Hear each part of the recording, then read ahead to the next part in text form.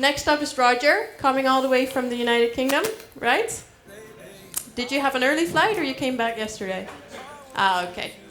Cool. You're going to talk about creating a culture where OKRs can thrive, right? That's right. I think the audience will be very interested here, so Okay, up for you. Thank you. I'd like you to just imagine that you are a middle manager in a large multinational business. Okay? This business has an engineering focus to it. In fact, it's actually one of the largest automotive manufacturers in the world. And you get a message from the CEO's office inviting you to a meeting. And when you walk in, this is said to you.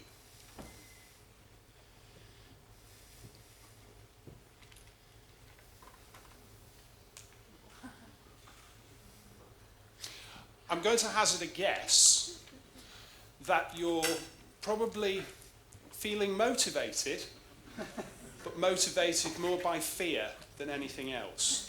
Am I right? I would say so. Okay, so this is about culture, and I'm talking to you about how today we create the right culture in which OKRs can thrive, because I've seen firsthand how culture has actually killed any attempts to get OKRs off the ground stone dead. So, it's about getting your grip on culture, and as Melanie said, my name's Roger. I lead Bevy Giants from the UK. Please don't hold that against me. I'm a big friend of Europe, and I do not want to turn my back, I can tell you that for sure. Okay, so this actually was a chap called Ferdinand Piech. Okay, he was the chairman of Volkswagen back in the 90s through until 2002. Now, the reason why I wanted to share this with you, and actually, just interestingly, this quote, he actually boasted about saying this to another chief executive of an automotive firm, a guy called Bob Lutz, who was head of Chrysler at the time. And when Bob Lutz was asking, how on earth do you keep up your quality? Ferdinand Piech turned around and told him, that's how I keep up the quality. Okay? So, the thing is, what this does is it gives us an insight into the culture that was at play in Volkswagen at the time.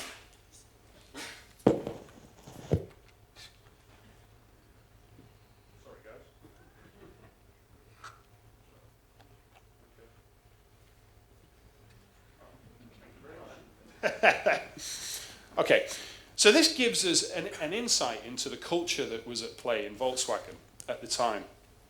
And yeah, you know, they have had a reputation for quality for decades now. I think we can all agree that probably the Golf is the benchmark in cars for many manufacturers around the world. Thing is, though,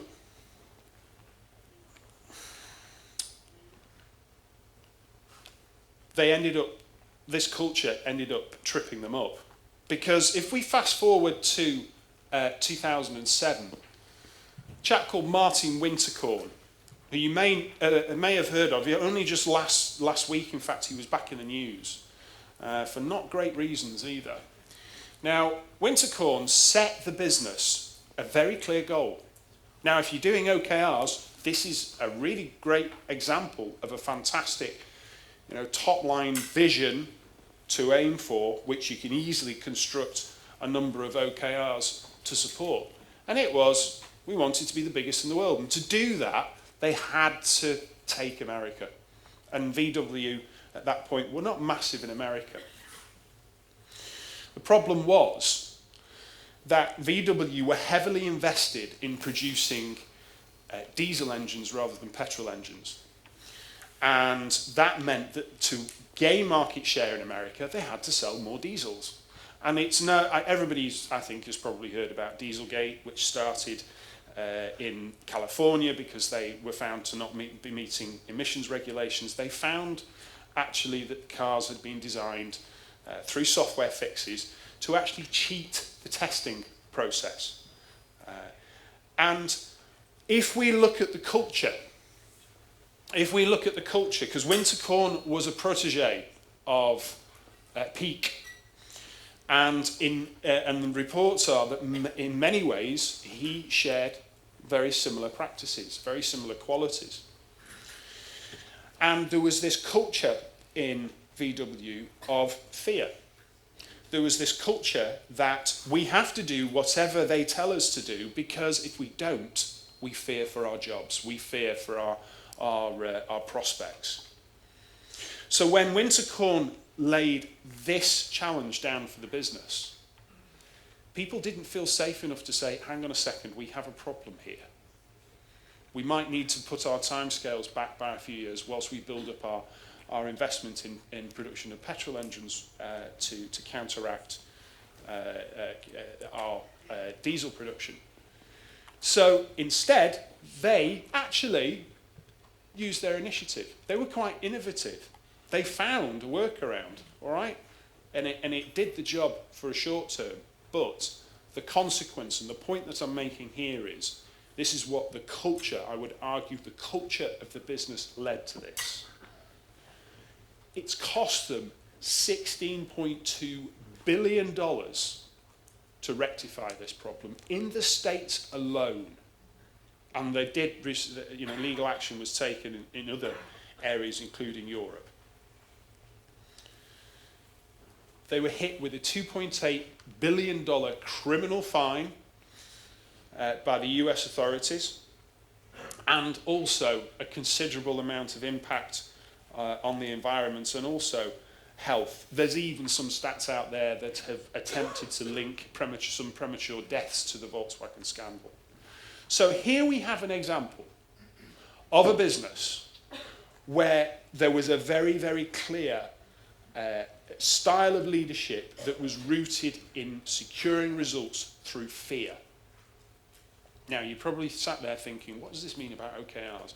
Well, do you think OKRs would work very well in an organisation like this, with this type of culture? No. I'm glad you said that, because we're going to come on to that and dig into that in a little bit more. Just picking up on some points that came out of Felipe's talk, I think there was a quote from Netflix, wasn't there, that was it half of their strategies fail? Because that's where success comes from. I mean, a huge part of OKRs is about learning from failure, being safe enough to fail, particularly if they're going for moonshots. All right, the committed ones, you don't particularly want to fail on those. But certainly the moonshots, you want to have the room and the space for failure. But a lot of businesses, because of the way that we have worked for decades and the way that people are groomed and conditioned as managers and the standards that and expectations that they have for their peoples and their teams, if they're going to get their heads around OKRs and going to get the most out of them, there's a big psychological shift that needs to happen for a lot of people. There was a really great point that you were making in your talk, Felipe, about how moonshots are not necessarily a great thing. I think it was one of the fake news points. And I think culturally, from a cultural point of view, trying to use moonshots right out of the starting gate in your first set of OKRs can really be detrimental to motivation. Because if you have a business full of people who have been conditioned to driving for 100% target every single time, and now you're telling them, actually, only go for 70, that just doesn't compute. There's a lot of adjustment and a lot of a transition that needs to happen for them to get to the point where, if you ever choose to go down that route, indeed. Using moonshots is a great example of how culturally they have to work. I'm going to look at the other side of the coin now. This is a business, our beloved Pixar. Now, again, from a cultural point of view, I'd like to look at what they have done and how successful they have been and how they have absolutely thoroughly embraced failure, which has led to their success. You know, just a few stats on them: 14 billion worldwide box office so far, 15 of their movies in the top 50 of all time, and a whole plethora of awards that they've won along the way. You know, for a fairly young studio, one that's only been around less than 20 years, that's quite a staggering track record of achievement. So it might surprise you to hear that one of their founders, a chap called Ed Catmull, say this. Oopsie daisies. No, that went on too fast. Sorry, there seems to be a slight delay on this. No, one more.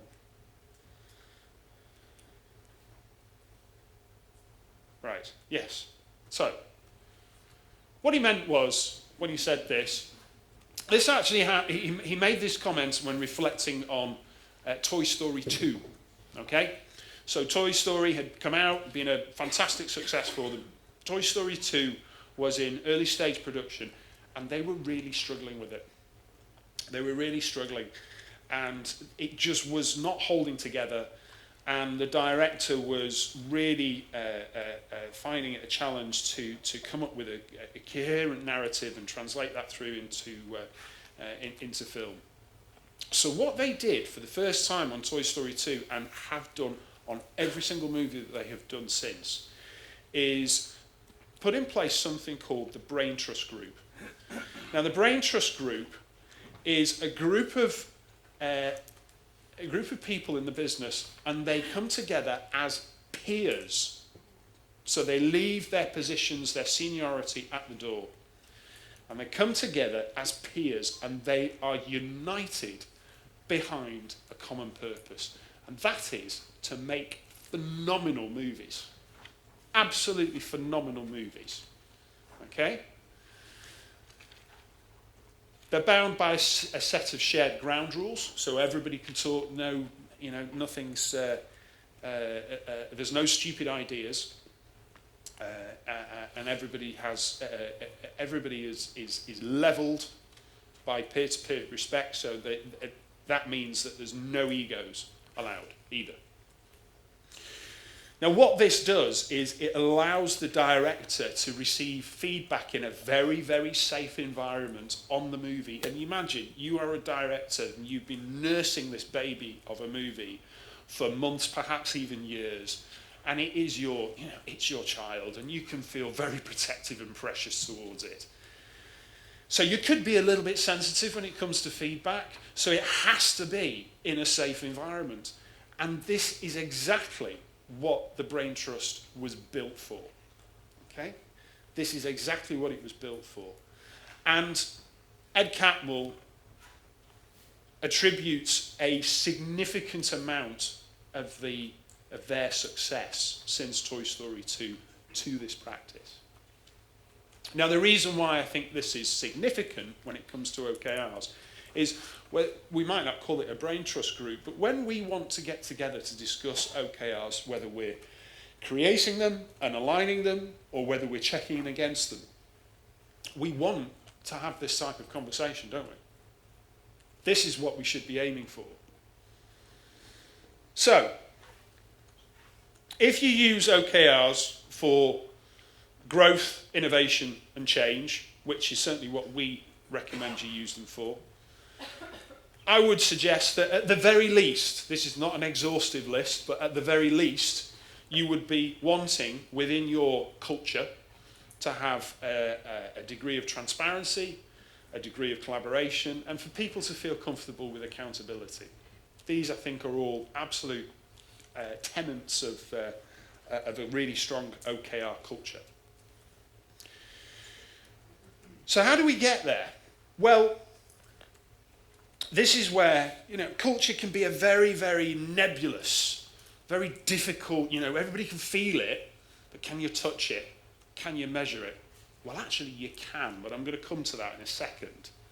But how do you go about shaping the culture? Well, you have to start off with values, first of all. Values are the building blocks of a culture. These are the things which matter most to everyone within that culture and the collective as a whole, the collective being the organisation. And then obviously when all those values come together and create the culture, that is then obviously demonstrated with the behaviours that you see. So values develops culture, which then results in behaviours. So how do we break this down? How do we do something with this? Well, I'm going to take you through a 4-step process, which, by the way, I'm running some breakout sessions this morning.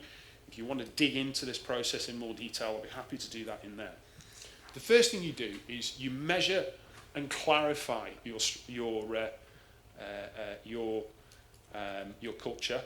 Then you design and agree, based upon the data that you get out of that first step, you design and agree on a set of values. You then go through a stage of making sure that those values are worked through literally team by team to contextualize them. This is a really important step so that they can see what those values look like in their particular area. I'll give you an example. Take integrity. Integrity is quite a common value that you'll see in an organization's value set. Integrity in sales looks very different to integrity in finance. It's still the same value, but it's really important that you give teams the opportunity for them to work out what it looks like at their level if it's being done really well. And then finally, that's not come through particularly clearly, sorry about that, but that actually says embed. Embed is about making sure that your values are woven into key processes that take place in the business, obviously that are focused around people. So just to drill into that first step a little bit more. So measure and clarify. This is where we look at the culture in terms of the aggregation of all the individual values that turn up every day, so what everybody brings with them to work. We look at then how that shows up in the current culture. How do people experience the current culture? And then what is their desired culture? What would they like to see? That produces an awful lot of data. This little logo here is the logo of an organisation called the Barrett Values Centre, and it's their tools that we use to do this, and I've been using those for about 8 years, and I really find them incredibly powerful and very insightful. It's really important when you get the values from this report, when you find out what your culture consists of, that you go and you have conversations with teams so that you can understand, you know, if they come back and say, we want more engagement. Well, I'm sure the leadership team will have an idea about what engagement means, but is that the same as what the teams and the individuals have responded? You know, are you on the same page? So it's very important to clarify understanding. When, interestingly, one of our clients, we gave the senior team some coaching and a structure for them to be able to go and actually have these conversations with their teams. And when they reported back, they actually said it was the most powerful conversation that they'd ever had with their teams. And that itself had deepened their understanding and trust of each other, actually, just having that clarifying conversation. The design and agree stage, so this is where you need to have a cross-section of the organisation, a working party, which helps to, from the themes that have come out from the data, select a number of draft values and work up some draft definitions, consult with with their colleagues. The senior team also need to obviously have final sign-off, and then by the end of the second stage you should have a working set of values by that point. And that's when, like I said, you need to give the teams the opportunity to contextualize them. Okay? And part of that contextualization should lead to what we call charters, actually. And we've seen this be a really powerful psychologically, from a psychological point of view, really powerful activity where the team actually pulls together a public charter which they publish, which is basically a series of commitments. If we're going to be living these values, this is what you can expect to see from us. And you know what? It's the senior team that does that first. It's the senior team that nails, their commitments to the mass to start off, that sets the tone. And then finally, the embed is about making sure that it goes into these activities at the very least. Now, I would say that OKRs, actually how you use OKRs, is a fantastic opportunity to really demonstrate values. Really demonstrate values. I mean, some businesses choose to have maybe not a direct link, but certainly a feed from OKRs into performance evaluations. This is where you've got an opportunity to see how somebody is demonstrating the values through how they work with their OKRs. For instance, if you've got a value of collaboration in the business, is an individual taking a collaborative approach in how they work with their OKRs and how they engage with the whole process. So you can actually, like I said, use how someone works with their OKRs as evidence of them exhibiting the values. And I just put this one up. I know it's not the clearest picture in the world, but I do really quite like this. This is a company called Vocus Communications in Sydney, Australia. And I think this is a great example of how you can actually be quite playful with values sometimes. They make a really serious point, but they do it in a light-hearted way.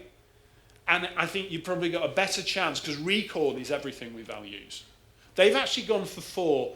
Normally, I would really recommend just 3, because 3 tends to be the magic number in terms of memory and recall. But the more fun you make them, the more likely they are to be recalled. And it's that recall which we want, because otherwise they're not front and centre and they're having day-to-day influence. So, I'm just going to summarise with, just going to finish off with, if you're going to create a really great set of values to lead to a culture which is going to help your OKRs to thrive, first of all, they need to be role modelled. They need to be role modelled by the senior team. And I mentioned back in the 4-stage process, when we got to the point of making team commitments, the senior team should be the first team to do that and then share that publicly. And that is, the first evidence of them being role modelled. Obviously, they then have to live up to them, but at least they're making their commitment. Where you see people doing it, recognise and champion that behaviour. That's so important. It's an essential part of change management anyway, that when you see the green shoots of change, when you see the green shoots of new behaviours, that you champion that as quickly as possible. And as I was saying just a few moments ago, OKRs, how somebody works with their OKRs, how a whole team embraces OKRs, is a fantastic example of how they could be demonstrating how they're living the values of the business. So I absolutely believe that, we see OKRs being developed alongside culture and values on a number of our projects, because you often get clients that say, right, okay, we get that OKRs are great at defining what needs to be achieved. Now, how do we sort out the how do people achieve that? Well, that's where you come in. That's where you bring in the values, the culture, and which ultimately leads to the behaviours. So I'm just going to finish up by saying, if you want to find out more, come along to the breakout sessions later. I'd just like to mention that we have just this week published the very first OKR research report, which has gone live and can be accessed through that first URL, the /2019 report. You can also download a copy of my slides for the keynote and also the breakouts via that URL. I did this report because I'm just naturally curious, and I wanted to find out why businesses were choosing to use OKRs, how they went about them, what they got from using them, and if they were to do them again, what would they do differently? Some really interesting insights from that, which I'm happy to talk about over coffee. Oh, and this is a live piece of research. Just because we've done this year's report doesn't mean that's the end of it. I want this body of data to grow. So, if you've been using OKRs for at least 12 months, and you feel generous enough to lend me 5 minutes of your time, if you wouldn't mind going to that nice little snappy URL, okrsurvey.com, you'll find a type form there, and I'd be eternally grateful for you to provide a response, which would obviously then feed into the report for 2020. So, there we go. Thank you very much.